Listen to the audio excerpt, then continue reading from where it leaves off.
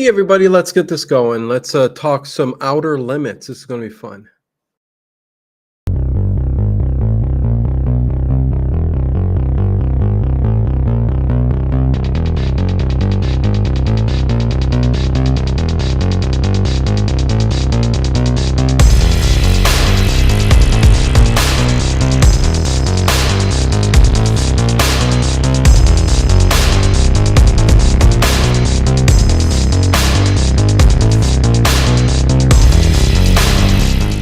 Is it just me? Or is it getting crazier out there? Hey, everybody, welcome to Late Late Horror Show. I'm Dino, as always. What's going on, everybody? How you guys doing? We're here to talk Outer Limits. Outer Limits, Season 1, Episode 1, The Galaxy Being, September 16, 1963. And man, this has a great 1963 feel. Hey, Laura, Southern Coke drinker Laura, happy birthday today. So today is your birthday, Laura. My birthday was yesterday, and you said your birthday is today. So happy birthday to Laura, Pisces, fellow Pisces. There you go. Let me say hi to everybody in the chat. Sweet Indigo, what is going on? Connie Clary, Laura, happy birthday. Francis McCloskey, Dino, did you do track? Yes, I did. Yes, and I went to state and pole vault and all the other good stuff too, and long jump. So my son is taking after me, but going to way exceed my attempts at doing track. He is, listen, okay, anyways, WTF4 and Sci-Fi, what is going on? Edward Stewart, good to see you. Paul Ham, Sears James, can't wait to talk about it. Brian Kirkham, what's going on? Sears James, I think I said that. Andrea Black, I'm going back, you guys, I'm going back. WTF Horror and Sci-Fi, good to see you. Good to see each and every one of you. Gregory, William Cromer. Yeah, so there we go. That's everybody. So yeah, spring ahead tonight, you guys. Spring ahead. Pisses me off that we even have to do that. Once we spring ahead, we should never go back. Why not keep we're not farmers anymore back in the day, and we need that time. Anyways, the delivery guy, what's going on? You got any deliveries tonight? What's Uber? DoorDash? What is it? Dave Plouffe, hey, what is going on? Good to see you. Yes, it's Laura's birthday. Happy birthday to Laura. Me and Dave Plouffe will be talking tomorrow about Art Bell, the Area 51 caller, Area 51 being a place where secret government stuff goes on with UFOs. There's supposed to be some crashed UFO technology happening there. It's not really secret, but it is secret, but it's not really. It's but anyways, that show was epic, one of the first ones, and it's going to be a good show tomorrow. What did I miss here? Somebody popped in. Sharon Morrison, what's going on? A leap year birthday. Yes, a leap year birthday. Wait, leap year is February 29th. It's March 9th. It is a leap year, but so I get kind of. Harry, what's going on? Hi, boy donuts to you. And RTN, my friend in the sky, what's going on? Listen, Legos, everything's starting up, getting in order. Right over there is a city of Legos being built, because it's time. I'm making a new channel, and I believe the name of the channel is going to be Dino's Bricks and Toys. So that's going to be, so I can kind of, it's going to revolve around building this entire city of Legos, okay? And we'll get to the outer limits in a second, but Lego City, I mean, it's just going to be, it's so fun, awesome. I love doing it. But I want to incorporate toys and stuff too, because I've got a million toys, and I would love to review toys and the Legos. So there you go. With that said, let's get right into this show. Yes, I just found your channel. Thank you, Sharon Morrison, for finding our channel and being part of it. We do something different every Saturday and Sunday. It rotates, you know. Next week I'll probably do Night Gallery. Could have trivia, you never know. But I've been switching it up with Night Gallery. Me and Dave, we do Kolchak. We do all kinds of stuff. So Pisces are the best, Laura, right? Without a doubt, that's for sure. Let me take a sip of my ginger ale here for a second. JLR. It is fun, JLR. Really, really fun. I also must say thank you to everybody who wished me a happy birthday yesterday. So I really do appreciate that. Lark Bark, what is going on? Dude, that's awesome. A second channel. Brilliant, my man. Dino. Yep. Gotta separate it. I did a little video of like just showing some of these Lego sets, and it's not even 400 views on this channel. So it's just not the channel for it. It needs to be a channel all of its own so I can showcase toys and the Legos in the city as it's being built.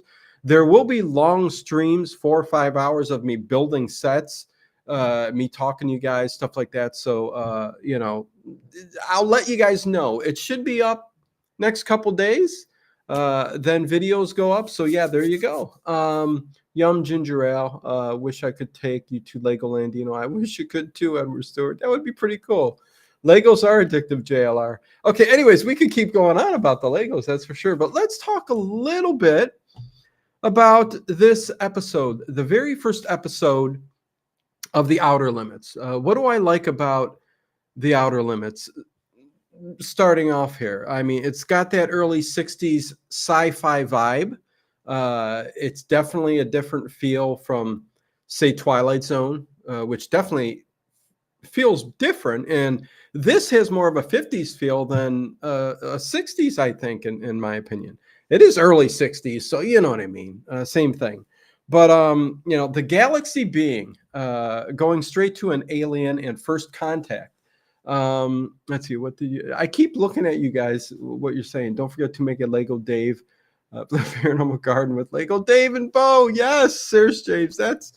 I should. Yes, I will incorporate a Dave in the garden area of the farming area part. Anyways, so what does this episode involve? This consists of radio DJ. It's a radio station. Apropos to tomorrow's talk with Dave Plouffe about Area 51 and Art Bell getting kicked off the air. Yeah, very, very, very cool. Radio DJ Gene Buddy Maxwell. Love that name. Man, back in the 50s, 60s, there were some really cool names, man. I'll tell you that much. Happy belated birthday, Dino. Thank you, Lark Bark. Really appreciate it. Sci-fi noir style. Yes. Overnight tonight too, you guys. There's another mix of detectives. I did put timestamps, had some time and put the timestamps in. So there you go. Ooh, only thing about ginger ale is it makes you belch. The dreaded sound at home is a bucket of Legos out. Andrea Black. No, that's a beautiful sound. Anyways, radio DJ Gene Buddy Maxwell is at radio station KXKVI. KXKVI on the air. Radio DJ Gene Buddy Maxwell and his brother, Alan Maxwell, and his wife, Carol Maxwell. And then there's Eddie Phillips, who comes in a little bit later, which I'll talk about. Nothing big there, but it revolves around Alan Maxwell, who is stealing power from his own radio station, KXKVI. I'm used to 4-letter words, WOTR, but he's stealing power from his transmission, and which his brother Gene Buddy Maxwell does not like. His wife really doesn't care. I think she cares what he's doing in the back, but he's stealing power. So it's only going out about 30 miles. And I love that they say, the sponsors, if they got wind of it, it's illegal. They're paying for a certain amount of population, like 1 million people, they said, or something like that. None of this is really important to the story. That's all I got to say. But I'm telling you it anyways. I'm going step by step through the story. D. Demchak, what's going on, my friend? Good to see you. It looked like he changed the angle. Wait, what's going on? He's going to change the angle. Did Dino move his room something different? Yes, Cyberpup. I'm in a different room. Yes, this is the set from now on. This is the set. I like this set better. It's clean. I've been working on this room for the longest time with the Legos, because over there is a whole Lego city that I'll be revealing on my other channel, Dino's Bricks and Toys. And it's not up yet, so don't go looking for it, but I will let you know when it is up. So it's all over there. And some of them are standing here right now until I can incorporate them into the Lego city. There's the treehouse over there. Poop, poop. That will be included in the medieval section, which if you look up there, there's a giant medieval fortress. Listen, there's lots going on. So anyways, Alan ends up becoming, and he's the owner, I guess, of the radio station. And let me tell you, this radio station, this tower is like a 50,000 watt tower. I mean, he said at full power, it could blast to Canada. And I'm like going, wow, that's, for an independent small town radio station, that's a pretty darn big radio tower. But nevertheless, he's stealing half the power because he's buying up gadgets, all kinds of little things and goodies for his experiment. This is like an Art Bell show where Madman Markham is getting up pieces and parts to go and time travel and make a time machine, But what he's trying to do is he's putting these gadgets together. He's got some kind of TV type thing, and he's bringing. It's like SETI. If you guys know what SETI is, Search for Extraterrestrial Intelligence, big dishes and radar equipment that descrambles, sound waves and everything else coming in, and trying to look for signals that may be intelligent. So he's putting all this stuff together, and that's what he's doing in the back part of the radio station. And I do love the intro to The Outer Limits too. I love how it talks about we can control all. It's kind of a weird they live type thing. It's really weird. Like, imagine the Outer Limits comes on and you see the waves and all that, and he said, don't adjust your set because we're in control. Who's we? We're in control. Back in 1963, were they thinking we, the government, are in control of you? I don't know what they were trying to say. I'm thinking about it, and I'm going, we can control this. We can control what you see, all this, what's on the TV. It's just really 1984 like kind of talk going on there. I don't know. It's a really weird intro to Outer Limits, but a cool one. All these years later, so iconic. Am I wrong? Twilight Zone, Outer Limits. Come on. Broadcasting FAF power. Alan, he's stealing power and getting gadgets. So I'm just going through my notes. I do love that when he's in the back there, because Carol is his wife and she works up front, and she's talking to his brother, who is the DJ, Buddy Maxwell.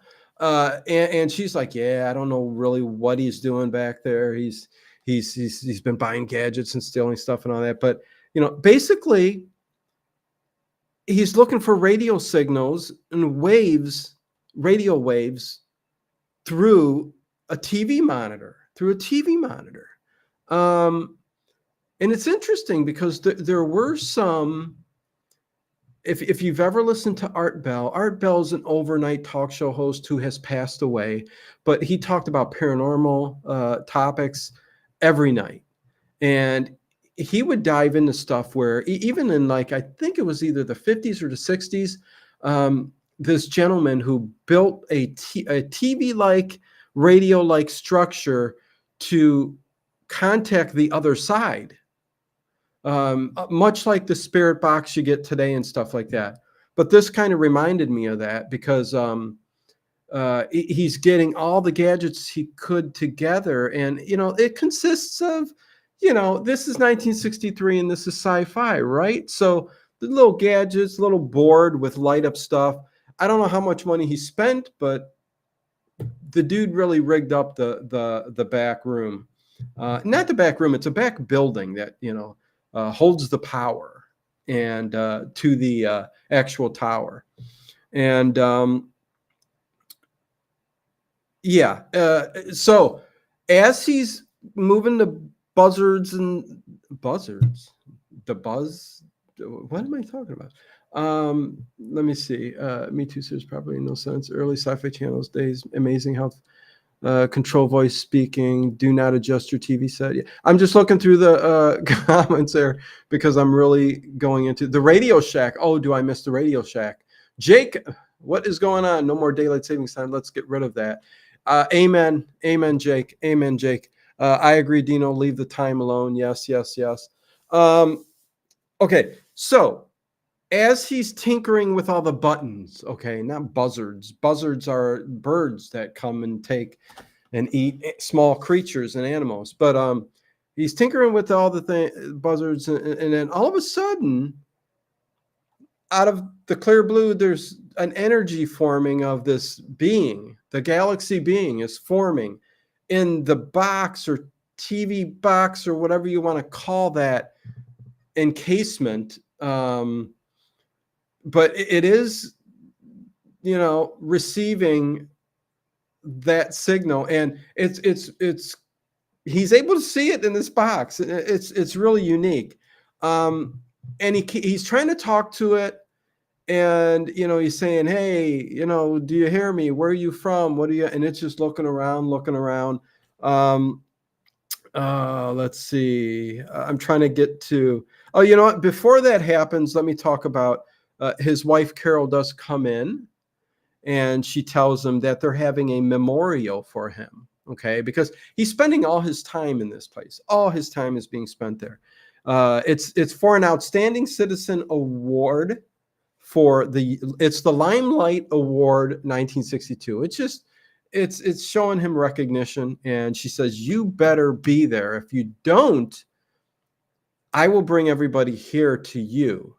Okay, so that made him say, okay, I'll go. But in the meantime, there's this galaxy being there, and it's all glowing. You see these little black moving parts, and that happened because of the green screen effect. I don't know if they used white or black, but in a lot of the black and white movies, they used black or whites and blues and greens. But that kind of made the light and the black parts of it look really, really cool.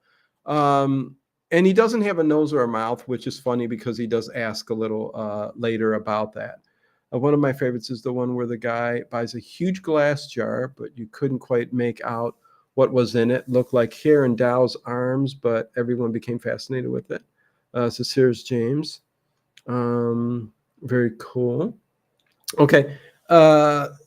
So she says that, and he agrees with it because he's like, I can't have the whole town coming here and seeing the being. But he eventually, I'm trying to see how he hooks up this. He says, I'm going to make it so that you can translate your binary pulses into the computer. So you know how it was back in the 50s and 60s, right? A lot of things didn't make any sense.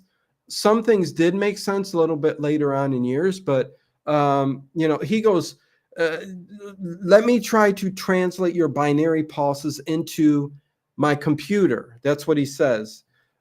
He's talking through a microphone, okay, he's talking through a microphone.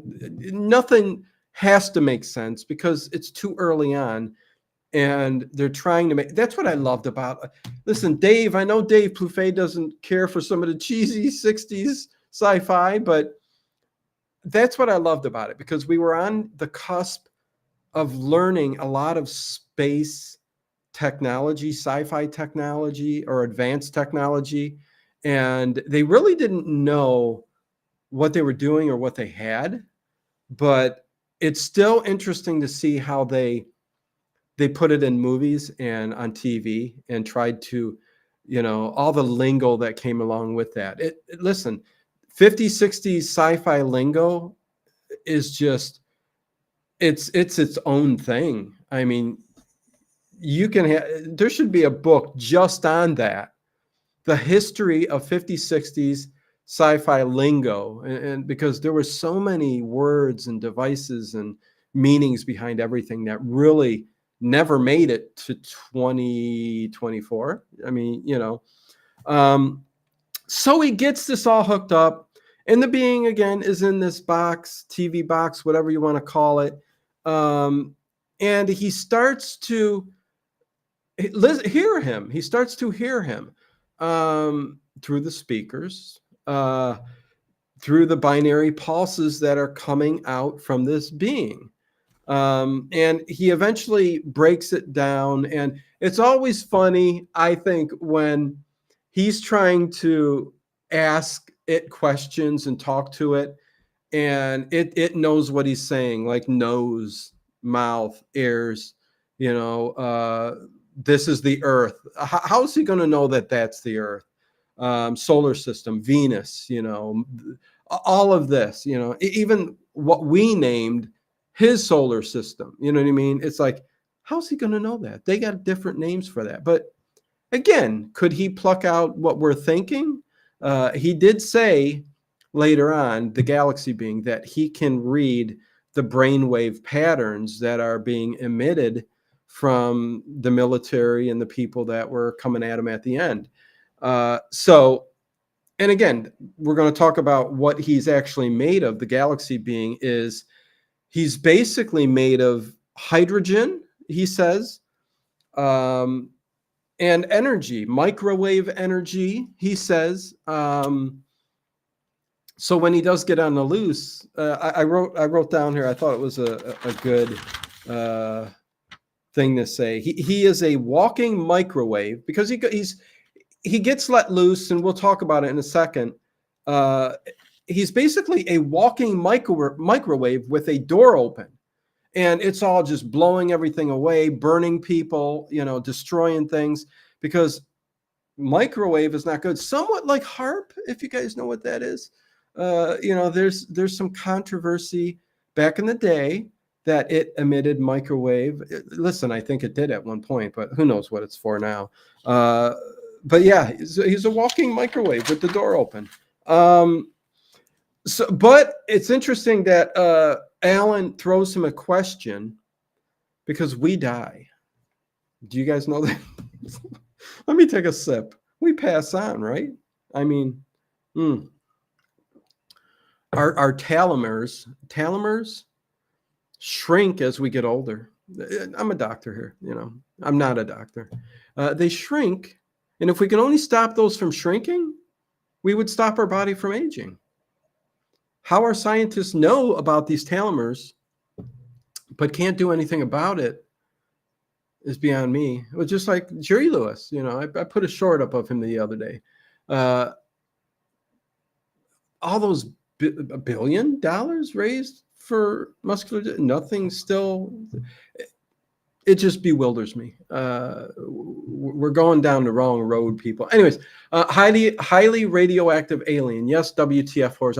The funny thing is, WTF, is that the galaxy being is emitting this microwave energy and stuff, because he's walking about the town and everything else, but he can stop it from radiating. I don't think he knows that he's causing as much damage as he is. He doesn't mean to be, but he is. So anyways, they're having a memorial, and anyways, the being starts to appear, tells him he points him up, north, east. It's good that the being knows east, northwest, south, all that good stuff, however he knows it. But he gets him to the point of the Andromeda galaxy. And I'm just imagining in my mind as he's telling him this, he goes a little bit north up to the, northeast or northwestern quadrant of that solar system. There's a sun with 31 planets. I'm like going, wow, 31 planets. And can you imagine how many moons? I just think of myself looking in our universe because we've got such a small amount of planet. Well, it's a lot of planets, but the amount of moons around Jupiter and Saturn, there's more moons around Jupiter than there are planets in our solar system. I think by double or triple, something like that. Or same with Saturn. There's even rings around Uranus. But anyways, I thought that was funny. So he's from the Andromeda, and that was a good spot back in the day for scientists to say there's life there. That's the perfect spot for life. And now we know where there's planets that could harbor life. So it's interesting that they are both doing the same thing, because Alan should not be doing this. This is illegal. The government wouldn't want him reaching out, trying to get whatever. I don't think he meant to happen what happened, bring this being to him. But the galaxy being himself, a bump, WTF, yeah. The galaxy being himself was doing the same thing. So they technically were both doing the same thing. He says what he is doing is illegal, against the law. And, getting back to death, I meant to say for this being, because the being is made up of energy, hydrogen, I think it was, or nitrogen. So I forget what he said. Anyways, microwave, but a form of energy. And he's an energy being, and he can't die. Energy doesn't die. It may disperse, but it don't die. So he didn't understand the word death. He said it was a long, prolonged speech about basically them not passing away, not understanding death. You guys are a carbon life form. We are a carbon life form. Carbon breaks down. But we've learned since then that we are also energy beings too. So our energy is in a carbon bag. We call it a meat bag. Isn't that what we call our body? We're in a carbon bag is what we are. We're meat and bones, and we're made up of all this stuff. But technically, we have an energy in us too. So we are similar to, and that's a whole discussion. I've talked about it in the past. But yes, energy never dies, which means technically, I do not believe, our body dies, but we move on. A piece of our energy goes. But anyways, he's saying the same thing. And he's saying it's against the law for him to do what he's doing. He's trying to experiment and find life out there too. Funny thing is, he did know about this planet, because he says it is unlawful for us to reach out to you guys, because, again, the whole story, especially in the 50s and 60s, listen, nothing's changed. It's still the same now. You're destroying yourself. You guys are evil. You've got weapons. The first thing you're going to do is, take care. It's just all bad stuff. And it is true. Human nature is to protect, freak out, and to survive. And if you're in that mode of thinking as a large population of millions and billions of people, right? Billions of people on this planet, that not everybody's sane, whatever. Anyways, moving quickly past that, there's that exchange and everything else. Evening, folks. Hey, Specky, what's going on? Good to see you. Been a while. Good to see you here. No death, nitrogen, electromagnetic waves. He also asks him about God, and he goes into a long speech about God, because that's one of the biggest questions out there, and Alan throws it his way, and he basically tells him, what did I write down? He says, he relates himself almost to God. He goes, we are infinite beings, which means we can live forever. It was just a prolonged. If you rewatch it, listen to that part and try to translate in your mind what they're trying to get across in the episode. It's not very important, because I think what's great about this show is just the space alien, the action, the sci-fi, the storyline, all that good stuff. But there are little messages they try getting in there, and some of them are just too hard to explain and get down. Hey, Unk, what's going on, Unk? Greetings, Dino and chat. I'm a little under the weather tonight. Sorry, I will be listening. Okay, Unk, sorry to hear that. Hopefully we can get you through the night here, and you enjoy listening to everything that's on tonight. So very sorry to hear that. Again, Laura, happy birthday to Southern Coke drinker Laura.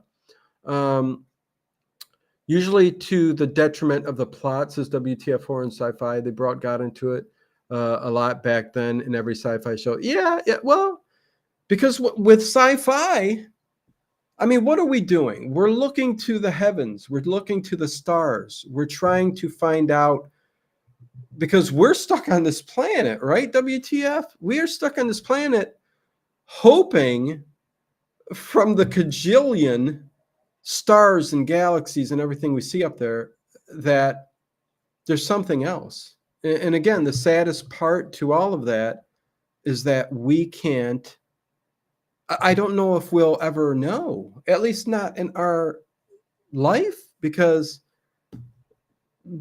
I don't know. If you go into the conspiracy of our government knows about these alien races, the UFOs, we've got video footage, we've got all kinds of things, but can they really be proven?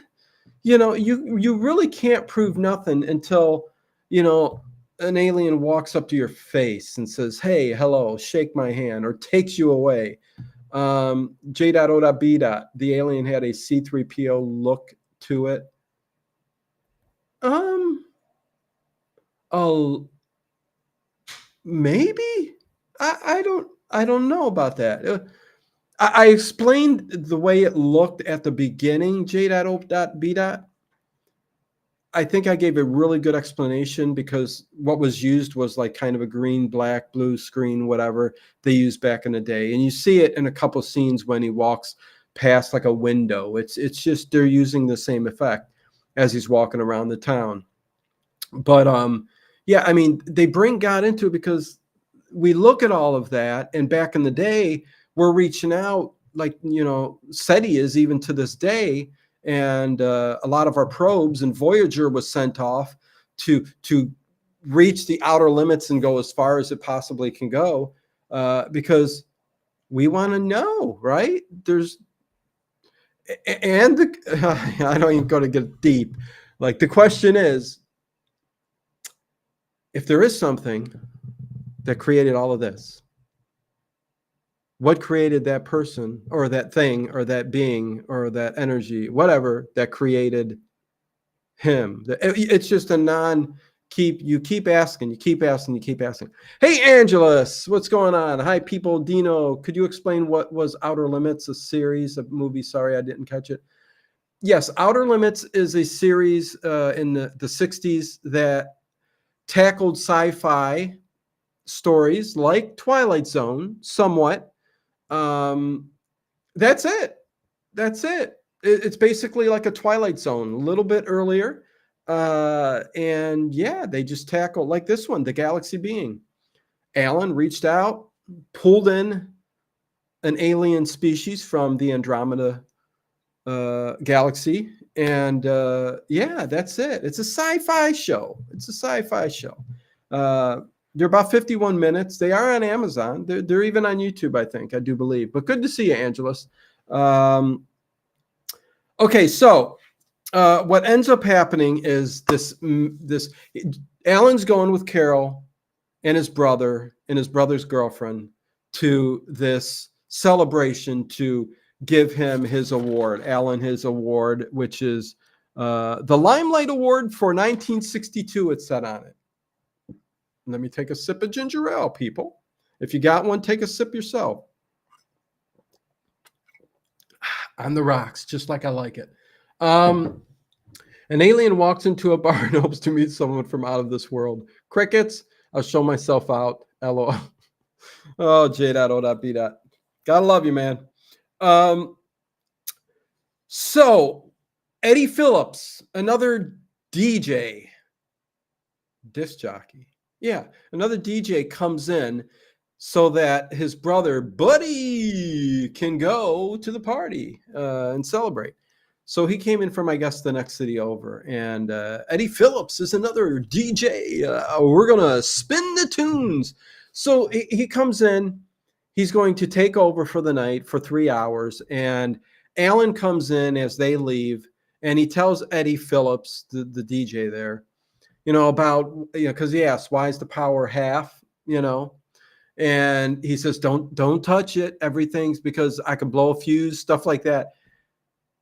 It was the one part of this episode that I said, it's so important. And you've got this guy there with one knob that he could just turn up the power and transmit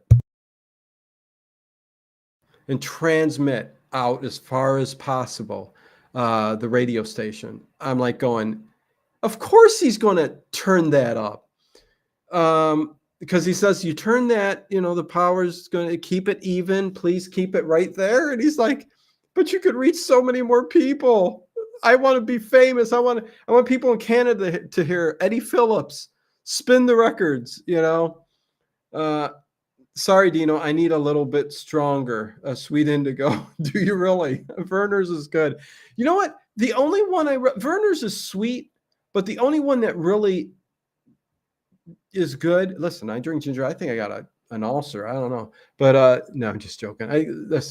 I switch up drinks. It's Yoo-Hoo, Ovaltine, ginger ale. I'll go back to Yoo-Hoo. I'll go back to Ovaltine, all that good stuff. But Werner's is good. But it's what I do drink is Canada Dry, less sweet ginger ale, but yet I like everything sweet. Anyways, so this Eddie Phillips, he comes in and Alan goes off to the party. And as they're at the party, he wants to leave with Carol. And I thought what was funny, well, not what was funny, but what was warm and comforting to me was I loved the setting. They were in a center, like a school, a building where the village or city, the smaller cities would go and have dances, stuff like that. And everybody's dancing and they're having a good old time and celebrating, all in their suits, their dresses. It was a different time period. I mean, I take myself back in time. I look at that and I go, what a simpler time, man. How did things get so out of control? And even his younger brother, DJ Gene Buddy Maxwell, he's standing over there with his girl. And he takes her out to the car, and you think they're going to leave. But what does he do?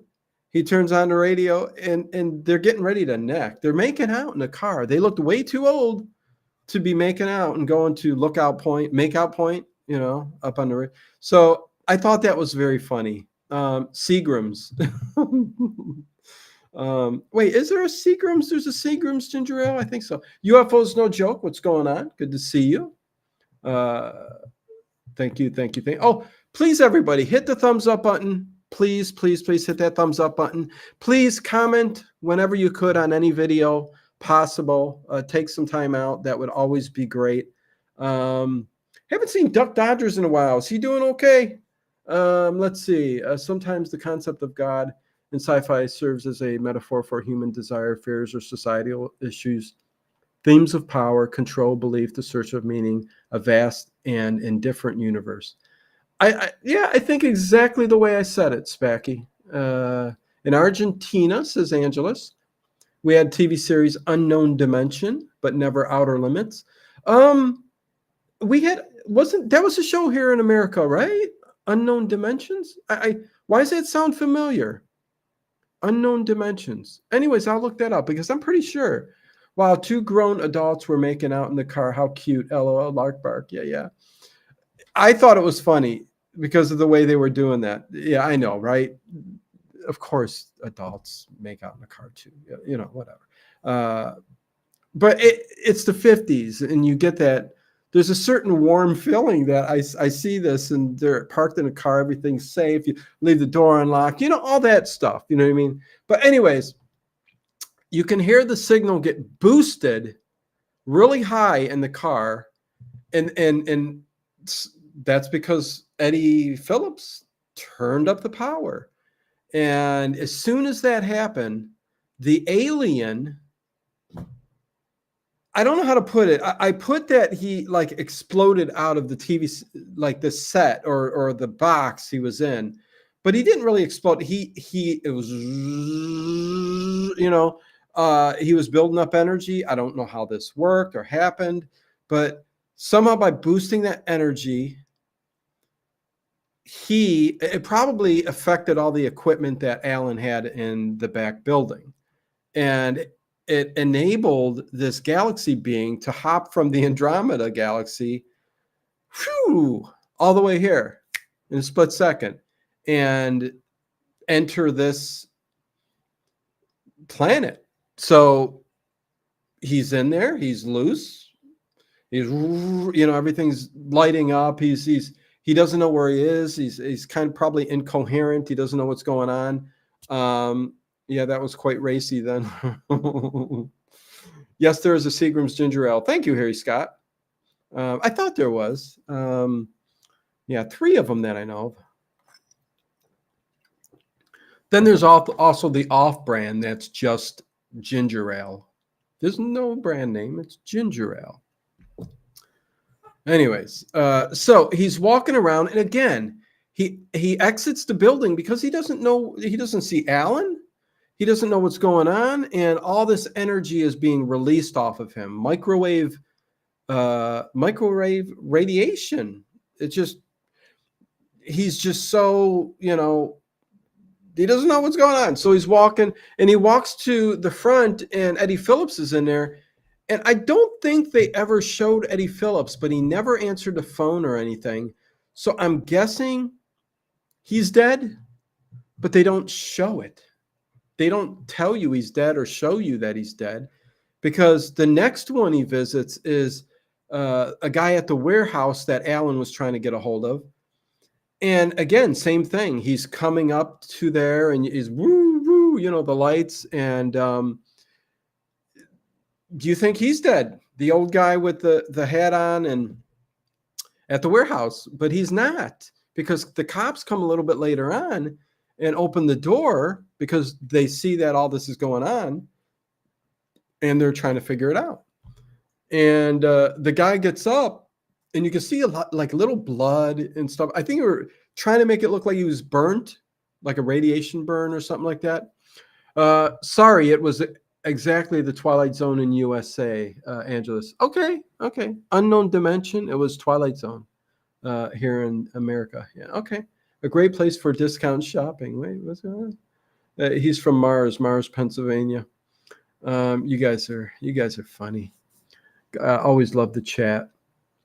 So he burns this guy, radiation, but this guy survives, because when the police come there, he gets up, but he's like incoherent doing. He's like, oh my God, and blood, and he's going like this, and they put him in the police car, which he probably shouldn't do if he was radiated, Quarantine. We learned that very quickly, right? In the 50s and 60s. But yeah, like I said, he's basically a walking microwave with the door open, destroying everything, because he's not controlling his energy, which he can do. It's funny, he goes to a pawn shop, and they spend a couple minutes on him, like picking up every object, like trying to figure out if there's any device he can use maybe to get home, or just learning about the human race. I don't know, but I think he knows enough about the human race anyways, and it's not very good, as he said. But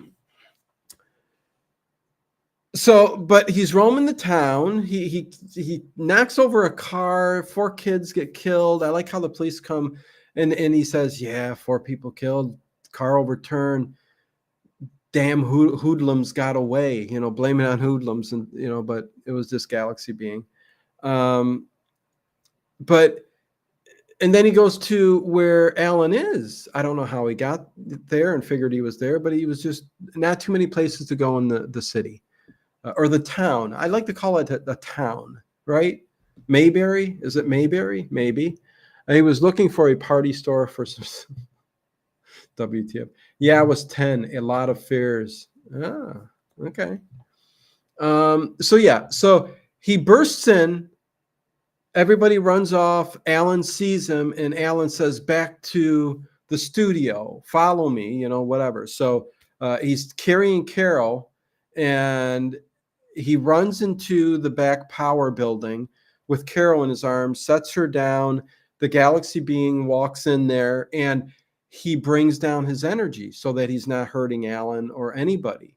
So he can control that energy. So you see that in this episode. And what's funny is Alan hooks up a speaker, like a big, like 1.5 foot, like round speaker, and he hooks it to the thing so he can speak to him again. You know what I mean? Because some things have been damaged and stuff like that. So Alien walked awfully fast from the station to town, I thought. Well, listen, WTF. I mean, I think Alan and Carol, carrying Carol in his arms back to the studio was awfully fast. And could he have gone all that way carrying her in his arms? He's awfully strong, right? John McGee, what's going on? Good to see you. Good detective mix with timestamps tonight. Make sure you guys hit that thumbs up button on the way in or out. Thank you very much. Do appreciate it.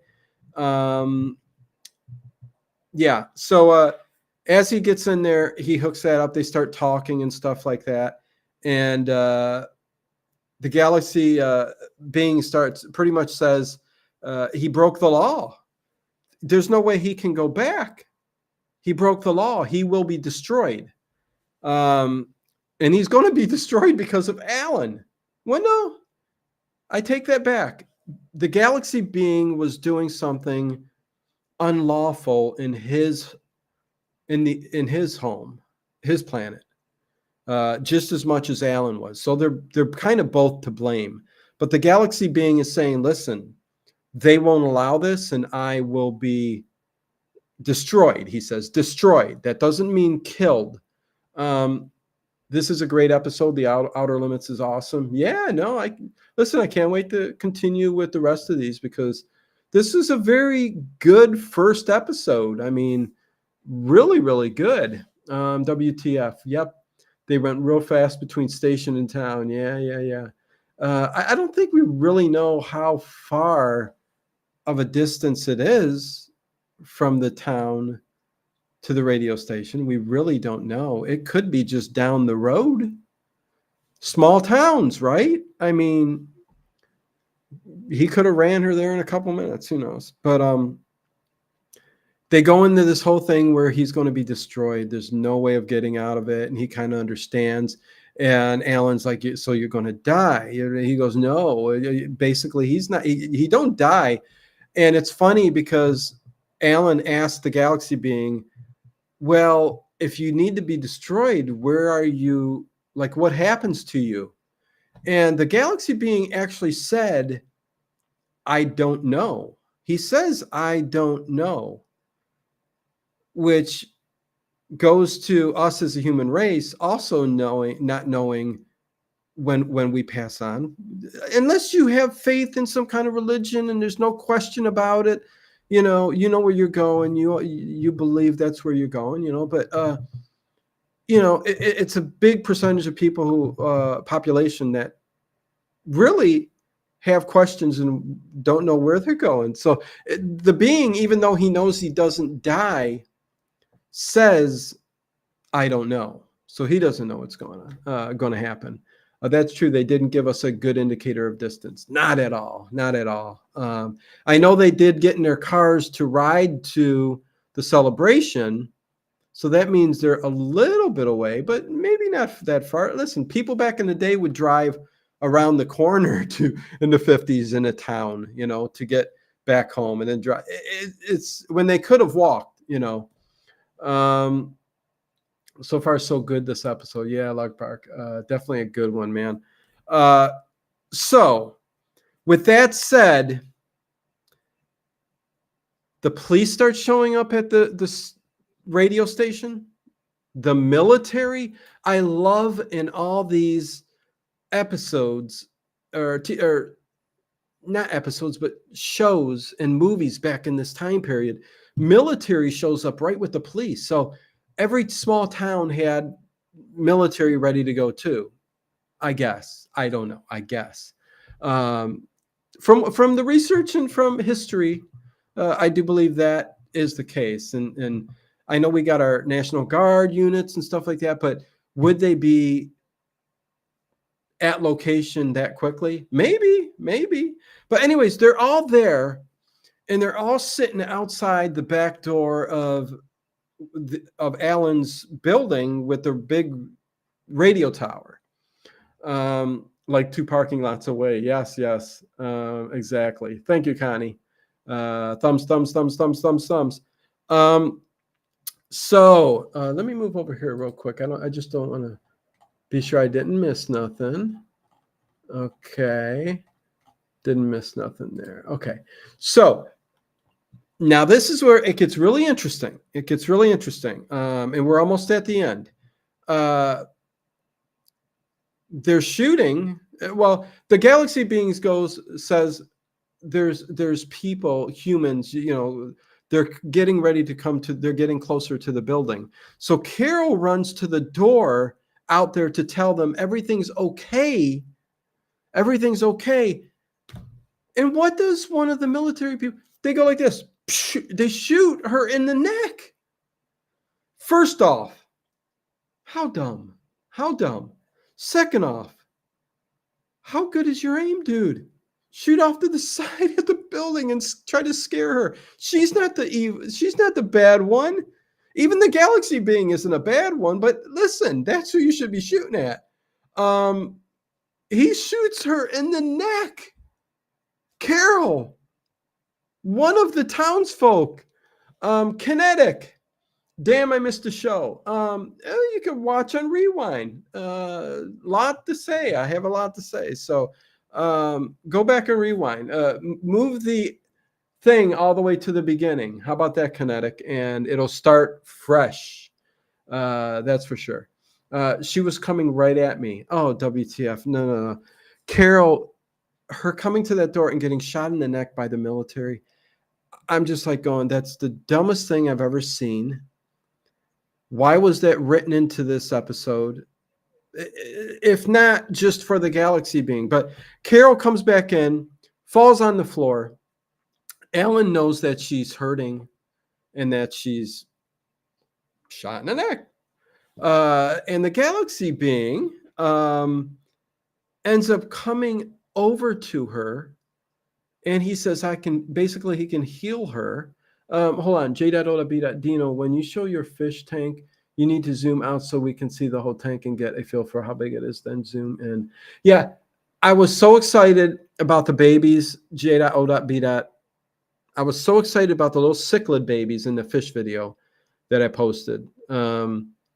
That I didn't, go back and get a good expanded look, but I plan on doing that. The babies are still fine. They're growing. So I will. Sorry about that. Anyways, the Galaxy Being bends down, says, I can save her. I can heal her. And he goes, what do you mean? You're radioactive. And then he goes, oh, you can cauterize it, you know? So the Galaxy Being like just goes down to her in her neck, and there's just a real quick light. And Ian Sharp, what's going on? Good to see you, Ian Sharp. And it cauterizes the bullet, the wound in her neck, and she sits up and she's okay. And Brian comes out and hollers. They don't shoot him, thankfully. He says, listen, it's okay, it's okay, it's okay. But the Galaxy Being comes out. Shots are being fired. It's not doing nothing to him. Shots are being fired. shot. And then the galaxy being starts to talk and say, listen, military people and police officers and everybody, you must stop. And the speech starts where he says, listen, you guys are humans. You guys are dangerous to yourselves. I said, don't raise that weapon, because the one military dude was ready to lift up his thing. And I'm like going, dude, first of all, you know it's not working, okay? And secondly, shut up and listen to the dude, man. I mean, come on. Heidenreich, what's going on? Good to see you. Welcome. Live shows at 8 p.m. Eastern time every Saturday and Sunday. So there you go. And it starts giving them the speech of, what you can't be this way. You can't do this way. You guys are never, you need to stop. You need to appreciate, look at the sky, go looking, he says. Basically, get yourself, the space age was on the verge, if you believe we went to the moon, which 69 right there. We haven't been there since. Anyways, we're right on that verge, 1963, 1969. He's saying, go out like Star Trek, explore strange new worlds, get out there and look. That's basically what he's saying. Stop with the war and all the evil and the bad and violence, and go out and seek beautiful galaxies, beautiful planets. Man, that's what pisses me off. We could find it if we were capable. And listen, it's not the easiest thing to do, right? I don't think our technology is there yet. Although I think there's other ways of going about it that we just don't know yet. Interdimensionally, time warps, wormholes, stuff like that. Nobody really knows what a black hole is yet. I mean, we know what it is and what's involved with the process, but there is an exit to. Anyways, so he goes on and on about that, and he says his speech. He looks up at the radio tower, and he does some kind of like he's sucking the energy out of the radio tower. He's just sucking the life out of the radio tower, which basically destroys him. It destroys him. Because he said he can reduce. It will reduce his microwave, and then that's it. I mean, end transmission. End transmission. That's it. That's the episode. So he basically destroyed himself by pulling the. He said his peace of mind. He was in the wrong. He shouldn't have done that. He was doing what Alan was doing, but that's the episode. End transmission. I think a very good first episode for The Outer Limits. I really do. I really enjoyed it. Is space truly the final frontier? Well, J.O.B. No, we are finding out. There's a somebody like Stephen Hawking's. His name's Michio Kaku. He's talked about these. What is it called again? There's layers to the dimensions. Okay, like we're here on this plane. There are multiple planes that exist in the same plane. This is all mathematical, just same as Einstein back in the day when he calculated the theory of relativity and the speed of light and all this other stuff that, years later, we find out all is true, and even more so. And string theory. Look into string theory. Michio Kaku. He's kind of like the modern day Stephen Hawking. He's a very good theoretical physicist, and he knows what he's talking about. And mathematically, these theories work out. So like J.O.B. said, yes, everything we see here, you can multiply that, this universe we live in, which consists of a galaxies and solar systems and everything else, you can multiply that possibly by 12, 20, 100, whatever. If you go with the string theory and, think interdimensionally, because there are so many different frequency levels of energy out there calculated by scientists and theoretical physicists that we just don't know what is out there.